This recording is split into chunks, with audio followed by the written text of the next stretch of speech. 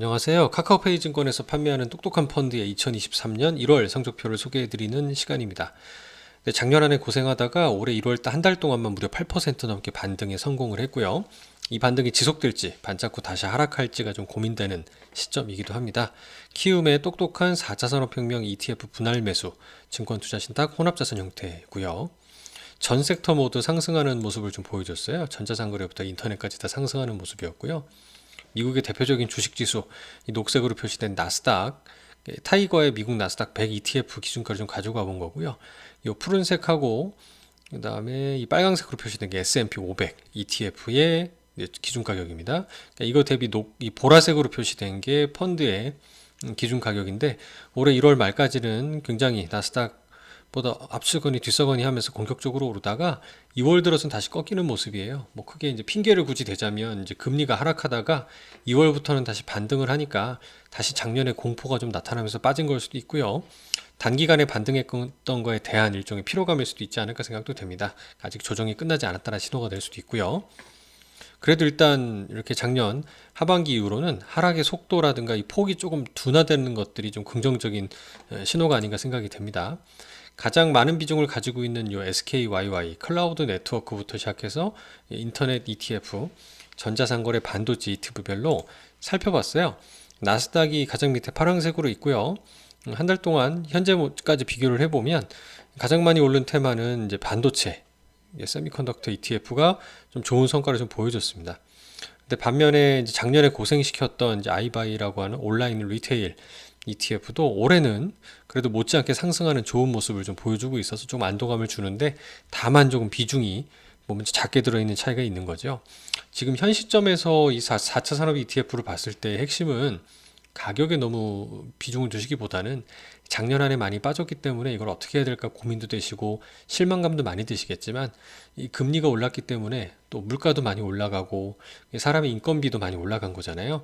이렇게 되면 결국 로봇이나 자동화에 대한 투자를 할 수밖에 없고 그 로봇이 그냥 움직이는 게 아니라 우리가 이 테마에서 투자하고 있는 뭐 반도체라든가 또 이런 블록체인이나 인터넷 기술 등과 연계될 가능성이 상당히 높다.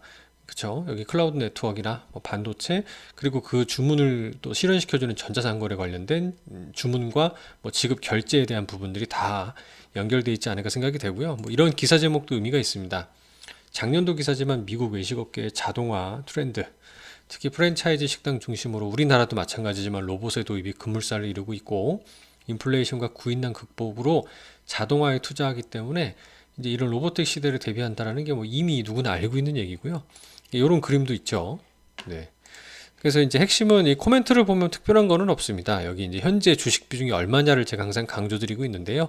전체 100이라고 했을 때 대략 한 절반 수준인 50 정도가 주식이 들어있기 때문에 여기서 뭐 크게 하락을 한다 하더라도 혼합형에 가깝게 100% 주식만큼 폭락하지는 않는 특징을 가지고 있고 계속 분할 매수 해가면서 이익 실현하는 특징을 가지고 있으니까 저희 생각에 좀 미래를 보면서 계속 적립식을 가져가면 어떨까라는 생각을 가지고 있습니다. 나스닥 지수를 가지고 와보면 이게 이제 초장기 차트죠. 이때가 IT 버블 때예요. 이 통상 저점을 이어서 쭉 상승하는 모습을 좀 가진다고 하면 아직도 조금 이런 추세선 대비했을 때 이격이 좀 있습니다. 그러니까 하락의 여지가 좀 있어 보이는 구간일 수도 있고요. 근데 이때가 좀 이격이 생기다 보니까 근래 좀 최근에 있어서의 저점권으로 다시 선을 이어보더라도 소폭의 하락이 조금 더 있을 수 있지 않을까라는 생각도 해봅니다. 그러니까 어디까지나 가격을 봤을 때의 얘기고 일전에 환멸의 계곡 같은 거를 소개해드린 적도 있고요.